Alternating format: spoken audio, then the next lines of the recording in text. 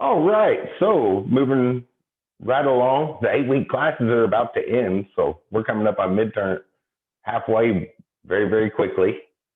But this is the paperwork class, so there's lots and lots of paperwork, right? At least we get to finish the projects. The other two versions of system analysis, the one the informatics people take, and I think the network and server people take a different one. They just design stuff and do the paperwork, and then it's definitely not in the budget to do the whole project. So as software developers, we at least get to make the project after going through all the paperwork stuff. So there's a nice little bonus at the end. Just a few things to talk about this evening. As normal, a little bit of talking, then we'll split up in groups and kind of see how everything's going for that. Where should I start out here? Got my notes are very disorganized. I just kept the page out and just kept adding things. Here's I'll point at this. So I was looking at software development news, just normal, trying to keep up with the field. And I saw an article either yesterday or this morning about something that seemed like it would be useful software for projects and things like that. So I thought I'd point it out to you all if you want to give it a try. So I just did my normal search, software development news, and on SD Times. This was on here, I guess, this morning. Hopefully it's still there. I wrote down the link to the actual software if not, but. Well, that's interesting. I didn't see that one, but that kind of pertains to this stuff. Remote teams perform best asynchronously. That's good to know, right? Just a general aspect if you're not sure how to progress with the team, if you're like doing the one doing the project plan or something. I guess general, almost psychological, one of those psychological averages you can assume about people. It's like, okay, the team's going to work best if everybody just knows their assignment and heads off independently. Here it is. This thing called G Profiler. It sounded like useful software. I've not used things like this myself a lot, but sort of measurement while in production sort of thing. Software to help keep things on track and sort of predict bottlenecks before you get to them and deal with things in advance, a proactive stance rather than a reactive stance, which is going to be a big issue we look at with the stuff we're looking at this evening. But I just went to that, click on the thing, and it's open source software, so it's free to use. They have login and stuff, but when I looked at it this morning, I saw there's like a little demo thing here. But at least has this chart that it's probably going to take forever to load here on the Zoom meeting.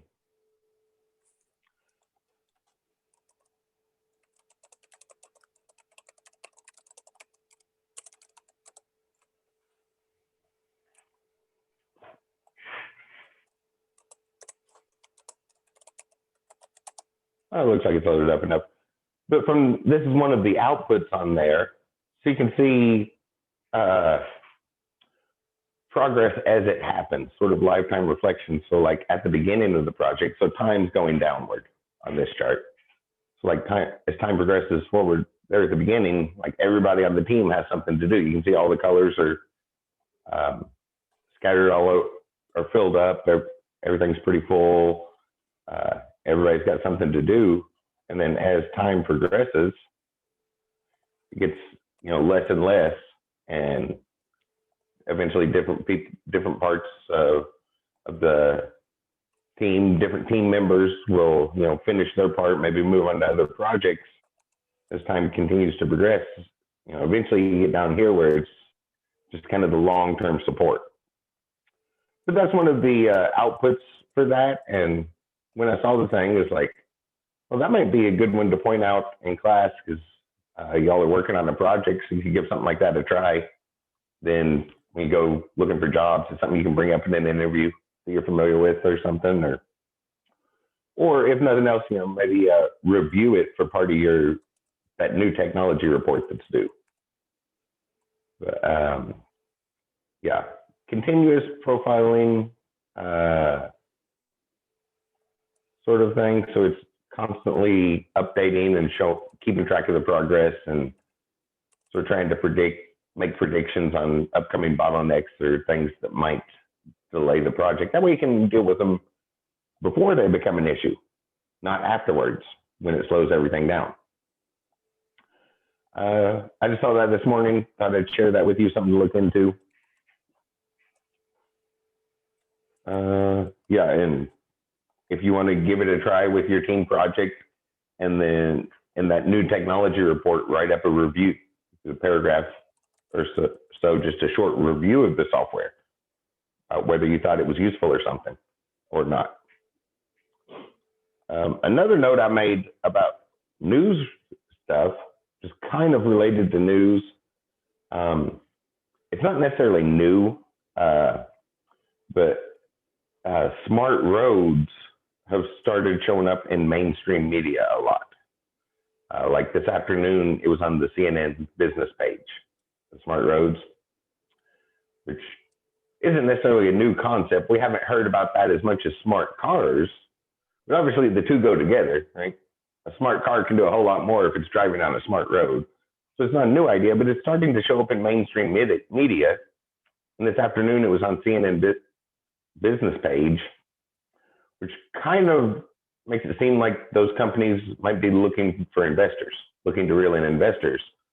So that's something, might be a lucrative thing to get into over the next couple of years, right? Because they need to build that up a little before the government.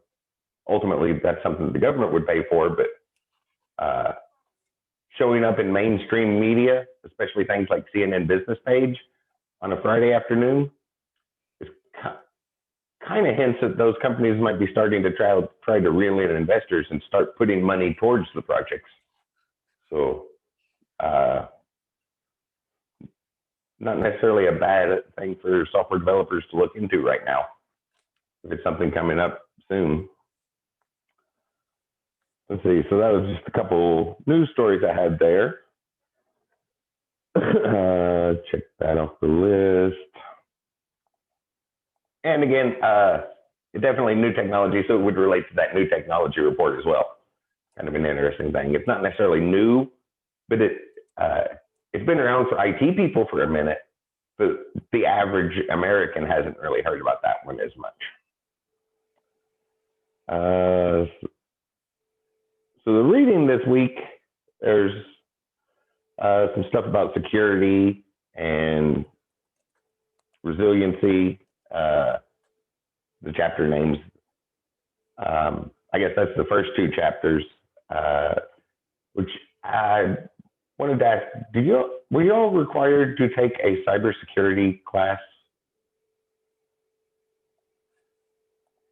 I don't think I have taken one. I think it was optional. One either. It was one of the ones it was one of the electives, I believe. Okay, yeah, I know it shows up more and more and more. I didn't know if it started being required on the list yet, and that was on my mind at one point, and I forgot to go look it back up. Obviously, security is a big issue. You want to keep your stuff safe, but my take on that is generally that there are cybersecurity experts. So if that's a big issue, there should be a cybersecurity expert on the team and not fall on the just average software developer's shoulders. But we still need to be somewhat aware of that still. The note I wrote down here is the guidelines that start on page 382. In that chapter, there's a list of like 9 or 10 just guidelines, some topics, the things to keep in mind, even if you're not the team cybersecurity person, just issues to keep in mind. It starts on page like 382 of the book. Otherwise, the chapter on security is fairly straightforward. It struck me as a lot of common sense sort of things, right? Encrypt the important information. Don't just post everything readily available on the site website. So a lot of common sense stuff. The second chapter there about resiliency, that's an important measure. So you'll definitely want to pay close attention to the reading there. Resiliency is how well you respond to that stuff. Because we know issues are going to happen, right? We know there's going to be power failures, all the cybersecurity threats, right?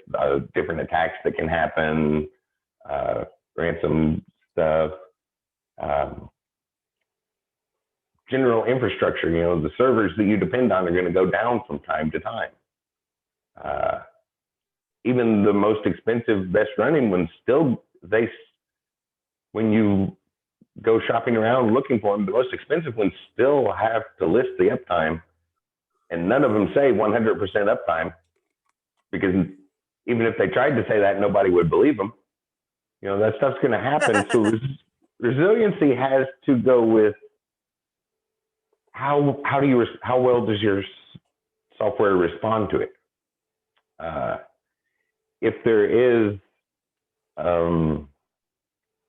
like if the server goes down, is there a backup ready to go?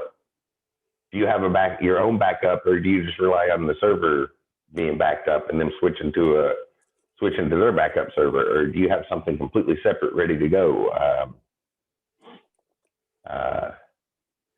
In the event of like ransomware encryption or some big cybersecurity threat, do you have strategies in place for what happens there? Which kind of falls into the main topic for tonight. We're going to talk about it in a moment. But the book kind of lists out a few things. Again, it's those two chapters seem like introduction level cybersecurity. So when I was going through there, it felt like a whole lot of that fell in the common sense category and not necessarily the super advanced level stuff. But it's definitely something you want to keep in mind, especially resiliency, because those things are going to happen. And not just security threats, just general user error and things like that. How well does your software respond to it? Did you anticipate things? I'll use that as the segue to the topic. The other two chapters are about reusability and building things up. I think everybody in here is somewhat familiar with that already, because both teams are using a framework. And I know I've talked to a couple of y'all about it. Like in particular, Jeffrey, you mentioned you have a custom Ubuntu thing, so I know you're quite familiar with that component-based model of reusable software to build up custom needs and things like that. But it's shown up in conversation a couple times, so I know everybody's a little bit more familiar with that, but we'll still talk about that some next week. Mm-hmm. But with resiliency, right, that's we need to prepare for those things, and that's what the next major assignment is risk management things.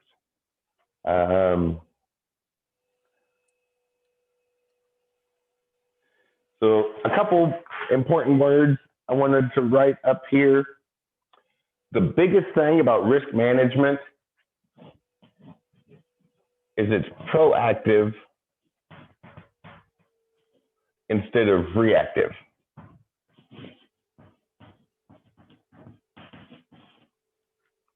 Kind of like the example I mentioned a moment ago, if we know periodically servers are going to have downtime, right? Do you have something prepared? Do you have your own backup ready to go, jump in place immediately when the server hosting your stuff goes down? Or are you just going to wait and panic and do something at the last minute when that happens?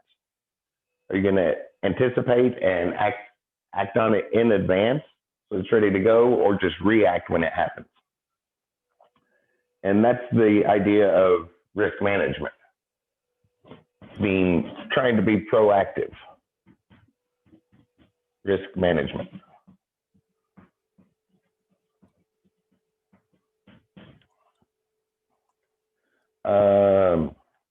Did you all see the links that I sent out in an announcement?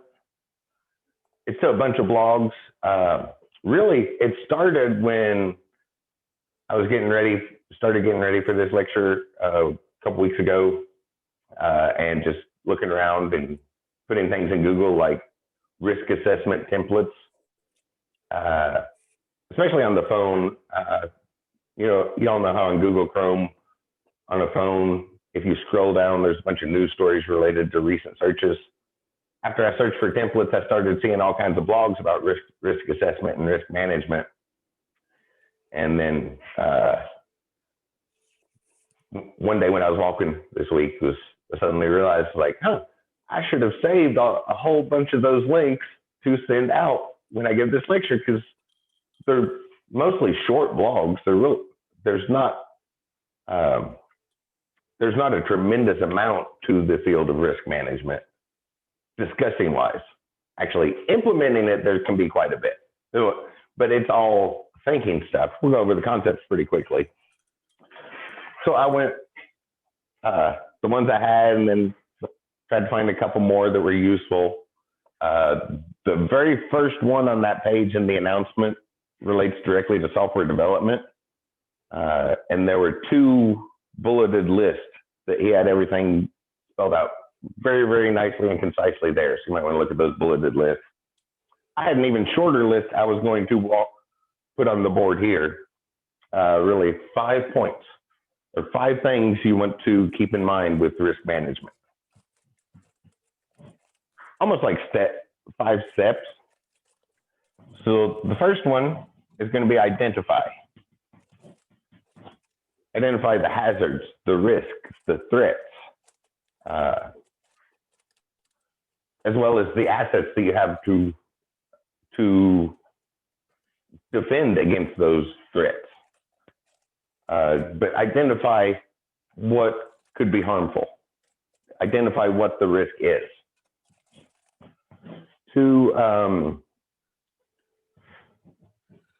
Second thing, the who and the how. Like who is affected and how are they affected? I guess I could put those words on there because it would be both of them, right? Affected with an A and effected with an E. Like who is it going to affect, or in the particular case of software development like us, how is that risk going to affect our software? What do we have to watch out for? The third thing is the main point of risk management, and that's take action. The proactive, take action to stop the risk before it grows into something, before it escalates. Be proactive, anticipate things, and stop them in advance as much as possible. Which that is most of the field of risk management, but it's when we list things out, it's not so bad. Stepping away from software development, an example might be a shop floor, like a common shop where they've got welders and working on metal. They got welders and lathes running, all sorts of big bandsaws. There's a lot of safety hazards there. That's very obvious, right? So you're going to take action, make sure all the safety guards are in place. Check the saw blades for wear, tear, electrical lines, and all. Keep up on all that stuff, and you're going to keep up on it.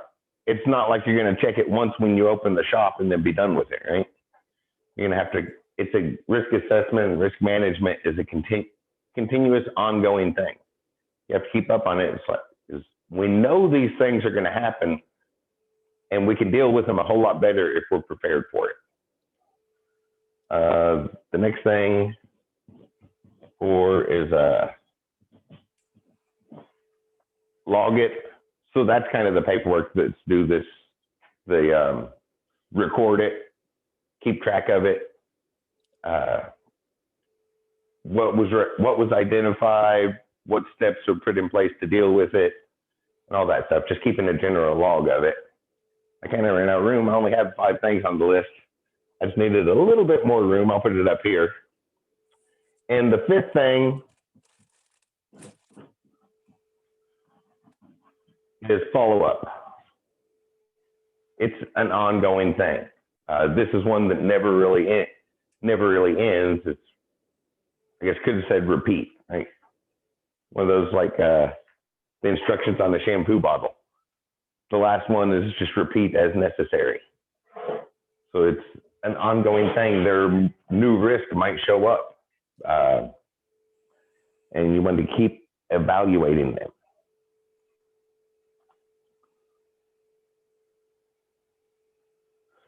Okay, so yeah, I was gonna pull up a template and kind of look at that, so y'all were kind of show you what I was expecting whenever we get to that. But before that, I had this quote around, and this seemed like a good place to put it in because this class is about the paperwork, right?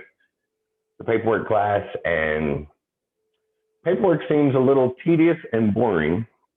So one of the ways I've thought to phrase this is something y'all probably realized already. I just wanted to explicitly state it. And if you're developing for a company, you probably expect to get paid along the way, right? If you're just a sole entrepreneur, you have some new idea, you're going to sit down and develop it. Well, you're not going to get paid until that sells much later. Right?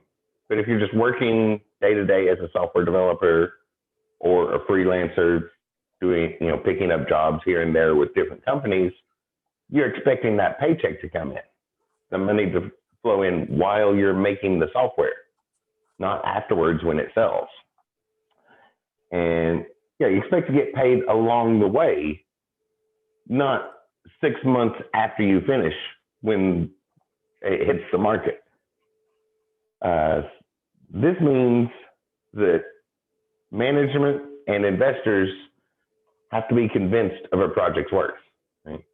The people that are putting the money in before it starts bringing in returns need to be convinced that it is worth it.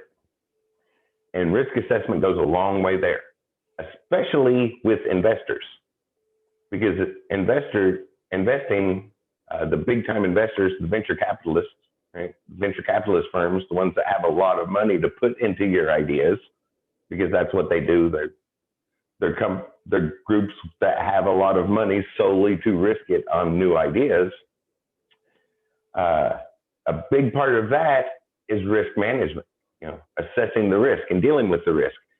So you need to be able to speak their language in order to get some of their money.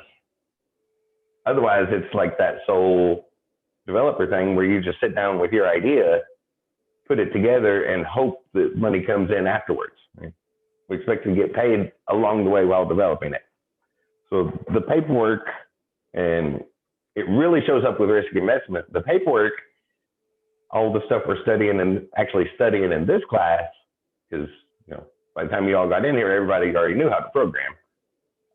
So we're looking at the paperwork, which is essentially the point of that is to convince management and accountants and investors that the idea is worth putting the money into. Because otherwise we'd have to go get jobs somewhere else in order to pay the rent and all that stuff. So, and this one especially, because investment is all about risk management. So you need to speak the language of the people that have the money. Right? If you don't speak their language, you're not going to get any of their money. I wanted to make sure and state that explicitly, even though it's something that probably falls in the range of common sense, and you probably already realized. Just I wanted to make sure it was in the front of your mind. So let's look at what a risk assessment looks like. The primary paperwork for the field of risk management. Excuse me? So as always, I'm just... Oh, never Sorry, mind. what was that? Never mind. We're recording. Okay. Yes. Everything is being recorded. So as always, in learning environments, I'm a huge fan of templates. That document will tell you what to write and where to write it. Or in this case, the spreadsheet will tell you what cell to put each of the numbers in. It's a great learning tool. So I'll just go to Smartsheet. So this is kind of what I was going to be looking for, at least, we'll start into this, kind of what I'm looking for on the thing. once the page loads a little bit. Okay. This first one looks like a Word document. So that's probably useful. You got all the write-ups and stuff. I was going to look for one that was just a spreadsheet. Oh, yeah. So that's a Word. This one will work. So basic risk assessment template. I'm just going to download the Excel spreadsheet, but this is Smart Sheet, so there's probably like 40, 50 things on there. I didn't look at the number when I clicked the link. Just download this Excel spreadsheet.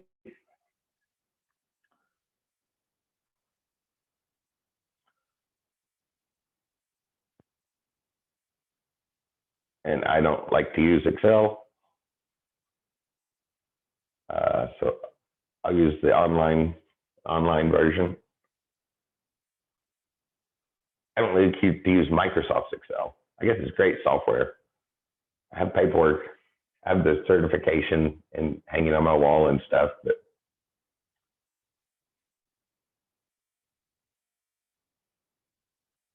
not my favorite office software to use. It's too rigid. I really like open source office stuff.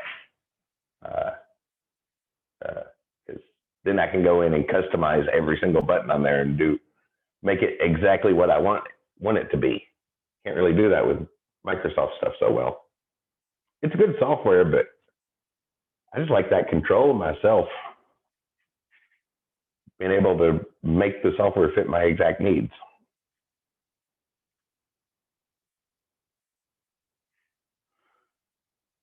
Eventually, I should be able to open this. There we go.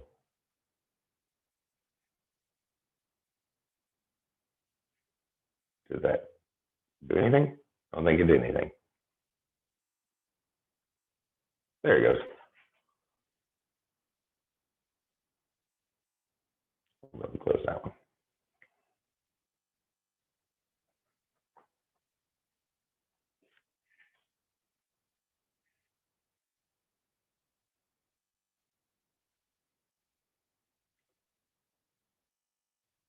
So as normal, it wouldn't be too difficult to do all this in a spreadsheet from scratch.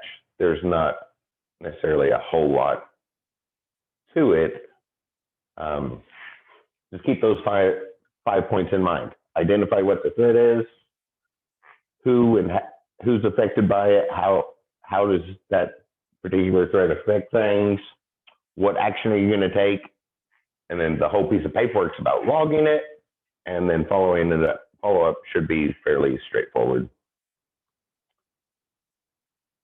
Hopefully it's not going to take too long here. Oh, there we go. Get all this junk out of the way. Right there.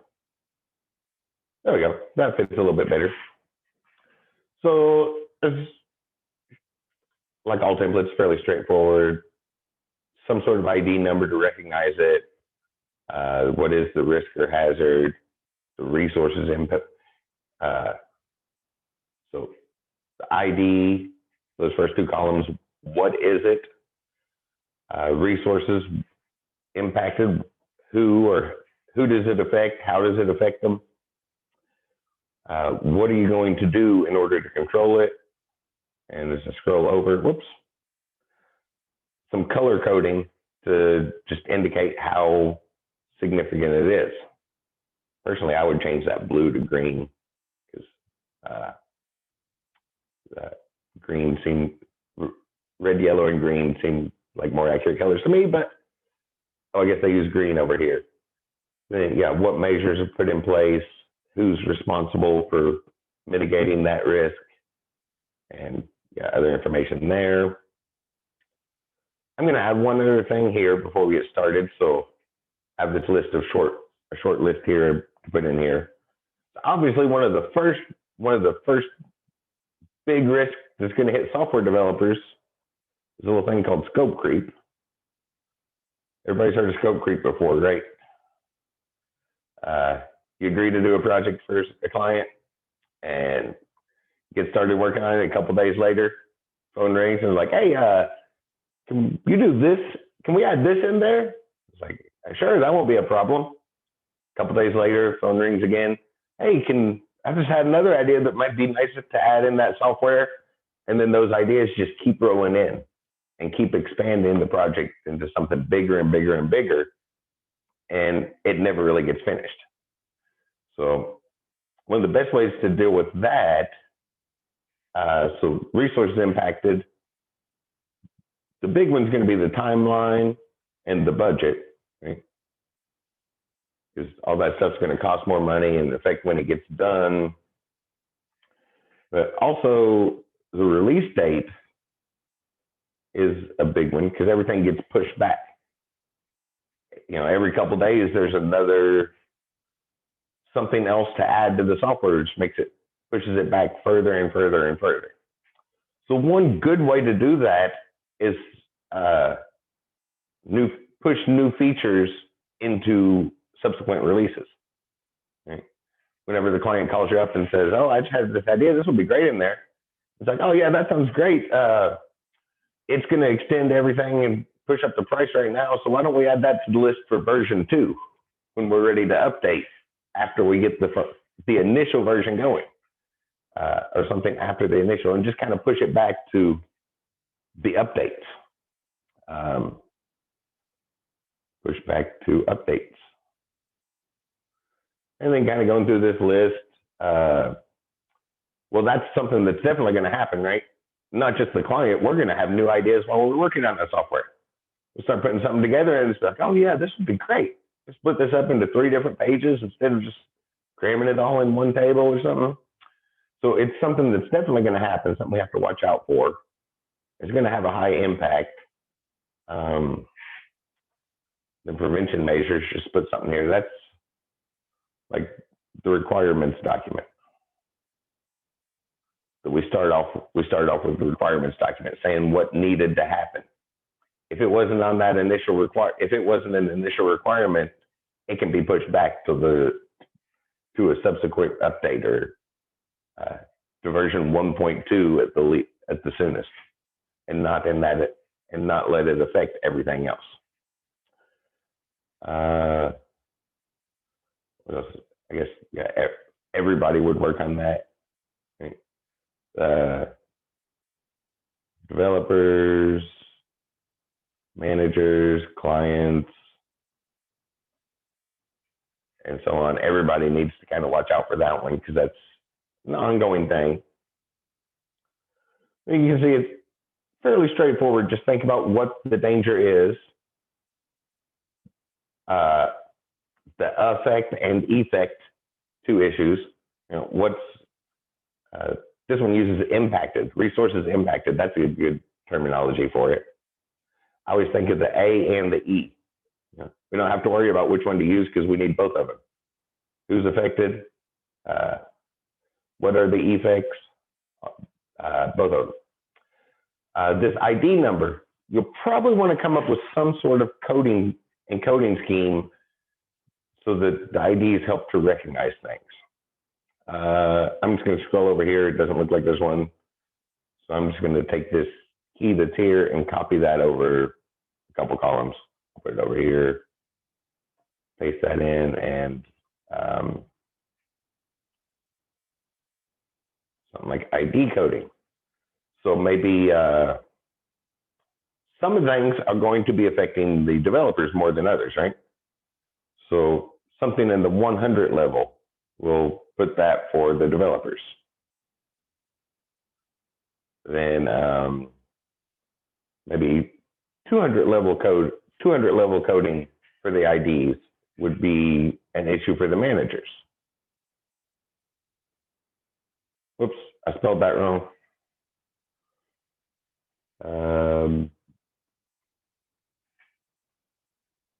Management.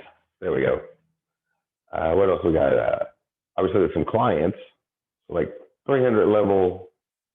Some 300 level code means it's an issue for the client.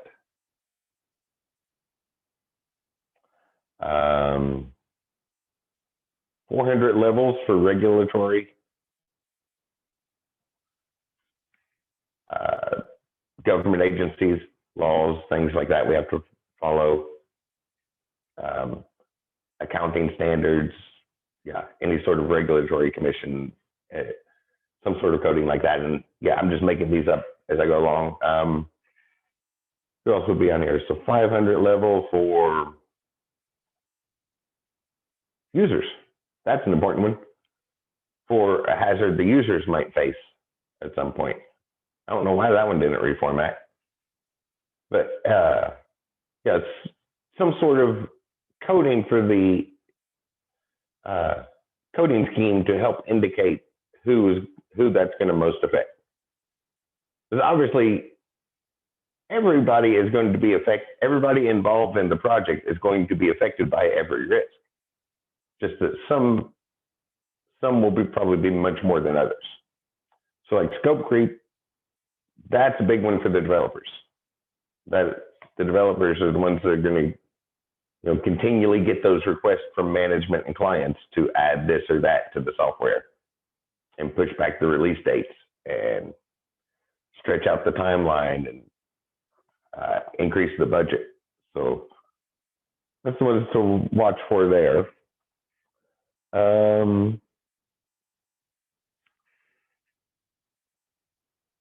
So this one, next thing I have on my list, I'm going to put 200 level, which was management, because that's who needs to be moderated on this issue. And I'm going to call it inadequate design. And by that, I went back and forth on terminology a moment, but inadequate design is things like too big picture focused. All the planning is put into the big picture and nobody gets into those details and realizes how overwhelming the details are going to be. I guess that could be a software developer level as well. Management probably would, I'll change that to like a 102. Management is probably going to stick with the big picture. So the software developer needs to think ahead about those little details and make sure that's not going to overwhelm everything. So obviously that's going to be a big one on the timeline.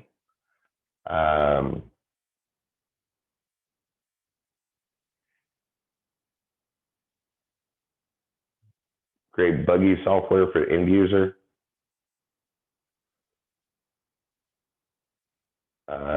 You could go on, but I think y'all kind of get the idea there.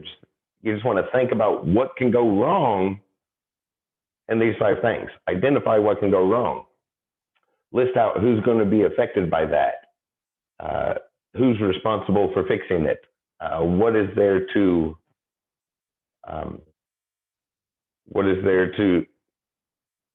keep it in place? Just making this up, I'm going to put Scrum Protocols. That's one of the things that would be addressed in a Scrum style agile development team. Right? You gather together a couple times a day and discuss how the work is going and what needs done. And those little issues are going to show up. So the software developers will know about that.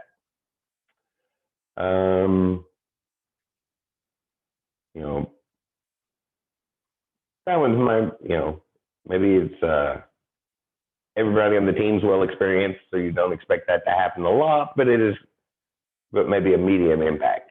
And just kind of think about these things. What's done to prevent it is just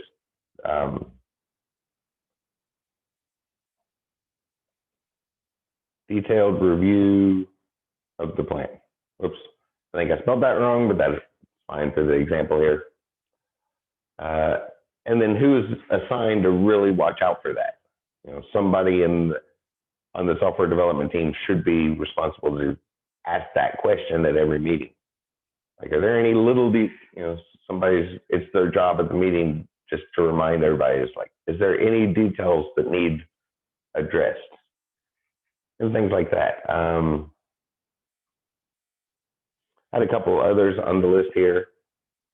So the next one on the list is a user thing, so some 500 code. on that little scheme I made up. So like 501, a big issue is inept users. Misuse of the software, them not using things correctly. Closing things down without saving it, and then getting mad because when they get back to work the following day, all their data is gone. Like, where'd that document I spent all day on go? There's a little bit of it in the auto recovery, but saving is important. So reputation is going to be a big one on that. Right? So when they jump on Facebook and tell everybody they know about the problem they had with the software, they're not going to tell their friends on Facebook that they were using it incorrectly. They're going to tell their friends on Facebook that it didn't work or something went wrong about the things that went wrong with it. I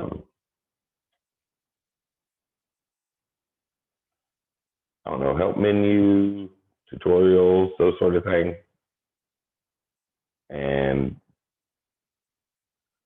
probability, well, there's a really good chance. Oh, sorry. Would unit testing be one of the control measures for that, or like a prevention? Yeah. Unit testing to make sure, make sure that kind of, I guess it would be a control measure because you're going to do the unit test and make sure that it's easy to use properly. Right. Make sure things like that reminder to save when they close the software pops up. Are you sure you want to close without saving? It's amazing how many people still ignore that though, right? And there's no telling what the users might do wrong. So there's a high probability and a high impact on that. And prevention measures, well, I guess the control measures what I put as control measures probably would have been better listed as prevention measures. But I think you all see where this is going. It's mostly a thinking thing. Just think about what can go wrong and list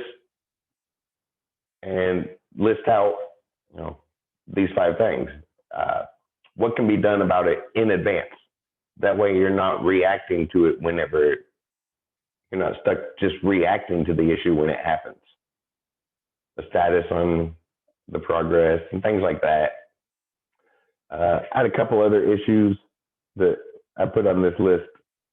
One to watch out for is what's called gold plating. Whoops. That's not what I meant to do. And if users, go down, and in quote marks, I'll put gold plating. Anybody heard that term before? Do you know what that might refer to? A new game skin? Basically, the skin looks really nice, right? Like all sorts of advertising about something we're going to use. Group 1 using Django, right? And that's probably a bad example because I assume y'all were somewhat familiar with it before. But all kinds of advertisements or blogs and things talking about how great Django is. Right? But how accurate are those things? If nobody on the team's ever used it before, you don't have a good judgment of that. It could just be a shiny surface put on something, some gold plating, a shiny surface put on something wooden so that it looks expensive. And you have to watch out for that, which that would probably be a management issue, right? Managers are going to be convinced when they hear all these good things about something, they're like, oh yeah, let's include this. And like, you might want to watch out for things like that. Another one, and then along with the gold plating to watch out for is the silver bullet. Any thoughts about what that might refer to?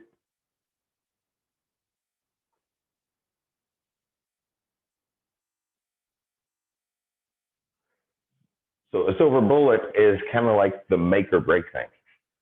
That one little point that could completely destroy your software. right? It's tax season, so maybe you're doing some tax accounting software, and you copy in a table incorrectly. You're supposed to put in the 2020 table and you put in the 2019 table. That's kind of going to destroy your software, right? Nobody's ever going to trust your company again after that. So that's the make or break thing. I'll put those on there. Gold plating, that's only looks nice on the surface. When you dig a little deeper, it's not actually not as nice as what it seemed. And the silver bullet, you always want to watch out for those. Because obviously the silver bullet's something that should stand out when you start thinking about the problems with your software, right? There's something that should stand out as like, okay, this is that single point that could completely destroy the entire project. Single point that could, yeah, I'll put that single point that could kill the whole project. That super dangerous thing for your project, that one point you have to watch out for. Definitely want that listed on the risk assessment.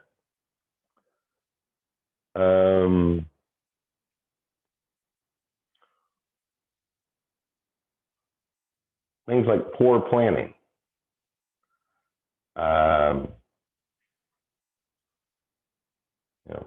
Do you anticipate something's going to take 3 weeks and then it turns out to take 3 months? That'll make a big difference. And that's more in the that fifth item, the follow-up, the coming back, because sometimes that's going to happen. We might misjudge stuff, but what happens when we realize it's all, right? If we originally think something's going to take 3 months and it turns out 3 weeks, and if we think it's going to take 3 weeks and it turns out to take 5 months, we're going to realize that we were way off long before we hit that 3-week deadline. Right? So, and at that point, the plan should be adjusted. I'll put in some keywords here like rigidity. Can the plan be adjusted when you encounter issues like that? The adjustments, there's a lot of words that would fit with that, but not necessarily, we might not get everything right in the initial plan. That's not what I meant about planning, but can we adjust the original plan on the things that we didn't get right in the original plan? Can we modify? Can we adapt and overcome? That sort of issue. Oh, I should add that in there. Whoops. In here, and can we adapt and overcome? That sort of risk management. Like what happens when we encounter big issues with our plan? The last year would be a good example, right? There were probably a whole lot of projects people were working on that suddenly had to be completely replanned because everybody was working from home all of a sudden. All of a sudden, it wasn't everybody gathered in an office daily where you could have the Scrum meetings 3 or 4 times the Scrum stand-ins 3 or 4 times a day. Everybody was at home. And the best you could do was hop on a Zoom call or something. But that's definitely going to affect the project plan. Can the project adapt to the challenges it faces? That sort of thing. So that was just a short list I came up with to start pointing out things. Obviously, your version is going to be a lot more detailed. I was kind of generalizing there, but you know what the risks are, what can happen. And keep these 5, really you want to address these five points. Identify all the risks that you face. For software, it's probably more of a how thing. How is that going to affect the project? what action can you take on it? And well, the whole risk assessment document, the next one that's due, that is the log of it. I think you're going to want to follow up. Later, new risk might show up. Things that you thought were going to be big risk turn out to not be so big of deals, and then adjust for it. And then, yeah, then, like I said, right before we jump to the template, that quote I've been holding onto for a moment, risk management is the language of investors. If you want their money, you're going to need to speak their language. So it's definitely something to, over the next week, I believe it's due I think it's due next Friday, the 12th. If it's not, so over the next week, make sure you put some thought into that and practice that, and learn to speak the language of people who have money to finance things, because that's an important part of any aspect you want to go into. That's everything I had on the list here. Talk about that next week. Yep, so that's pretty much what I had on the list for tonight. 6:52. I was thinking it would take about 8 minutes longer than that, but that'll work. So I guess unless anybody had any questions, we can go ahead and break out into groups and just kind of check the progress on that. Sounds good to me. Okay, yeah, and yeah, definitely. Obviously, anything that fits in a classroom, stuff like big risk assessments or like the big project plan is kind of overkill for anything that fits in time constraints of a classroom.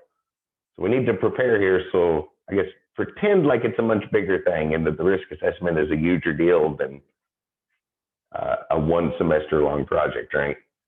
That way you're practicing, you know what to do when you move on.